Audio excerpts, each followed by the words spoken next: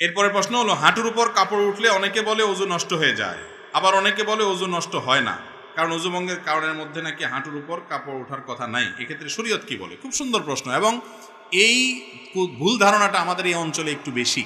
এই অঞ্চলে মানুষের মধ্যে দেখা যায় যে এই ধরনের ধারণা একটু বেশি।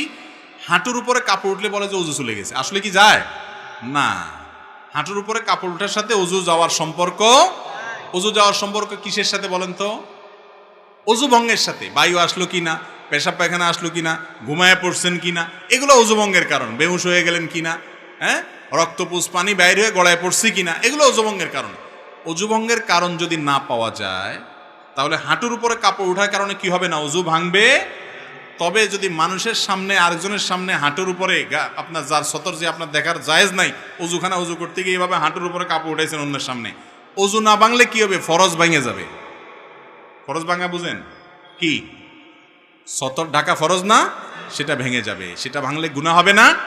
এই জন্য ওইটা বড় গুনাহ হবে। ওযু ভাঙলে তেমন কোনো বিপদ হতো না। ওযু ভাঙলে আবার ওযু করতেন, অসুবিধা কি? কিন্তু গুনাহ হয়ে যাবে অন্যের সামনে। এই জন্য যাতে অন্যের সামনে হাঁটুর উপরে রান টান এগুলো দেখা না যায়, এই জন্য ওইটাকে ঢেকে ঢুকে রাখবেন। কিন্তু যদি কোনো কারণে উঠে যায়, তাতে ওযু ভাঙবে না, ওযু থাকবে।